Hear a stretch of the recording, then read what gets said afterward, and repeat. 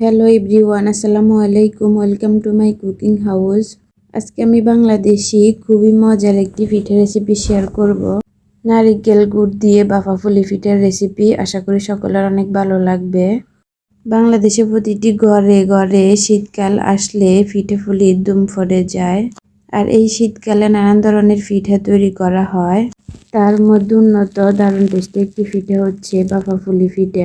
এই রেসিপিটি তৈরি করার জন্য আমি এই পাতিলের মধ্যে পরিমাণ মতো পানি আর লবণ দিয়ে ভালোভাবে ফুটিয়ে তার মধ্যে চালের পাউডার দিয়ে এভাবে আমি আটা তৈরি করে নেব। তারপর এগুলো নামিয়ে এক পাশে রেখে আরেকটা কড়াইতে আমি নারকেল উঠিয়ে দিয়েছি চুলার উপরে।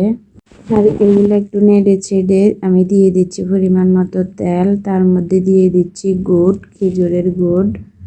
এখন এভাবে নেড়ে ছেড়ে কিছুক্ষণ ফ্রাই করে নেব। তারপর দিয়ে দেব পরিমাণ মতো চিনি, সামান্য 1 চিমটি লবণ। তারপর ভালোভাবে সব উপকরণ এভাবে নেড়ে ছেড়ে ভালোভাবে নারকেলগুলা ফ্রাই করে নিতে হবে। ভিতরে পুর রেডি, এখন নামিয়ে এক পাশে রেখে দেব।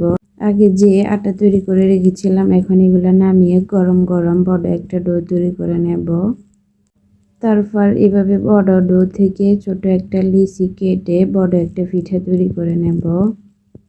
আমার ভিডিও কেমন লেগেছে অবশ্যই কমেন্ট করে জানাবেন। ভালো লাগলে লাইক, কমেন্ট এবং শেয়ার দিয়ে অন্যদের দেখার সুযোগ করে দিবেন। আর অবশ্যই ফলো এবং সাবস্ক্রাইব করে রাখবেন। কুকি কাটা দিয়ে ছোট করে পিঠা কেটে নিয়ে তার উপরে এভাবে নারকেলের পুর দিয়ে ভিতরটা এভাবে চেপে দিয়ে দুই পাশটা এভাবে মিলিয়ে নিতে হবে চেপে চেপে হাত দিয়ে। সেম প্রসেসে সবগুলো তৈরি করে নিয়েছি। এখন আমি বাফে উঠিয়ে দেব ঢাকনা দিয়ে ঢেকে। 10 মিনিট রেখে তারপর গরম গরম নামিয়ে পরিবেশন করব।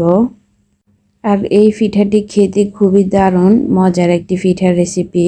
যারা ফুল ভিডিও দেখেছেন তাদেরকে অসংখ্য ধন্যবাদ। তো এনাফ টুডে গাইস, পরবর্তী নতুন রেসিপি নিয়ে আবার আসবো। সে পর্যন্ত সবাই ভালো থাকুন, সুস্থ থাকুন। আল্লাহ হাফেজ।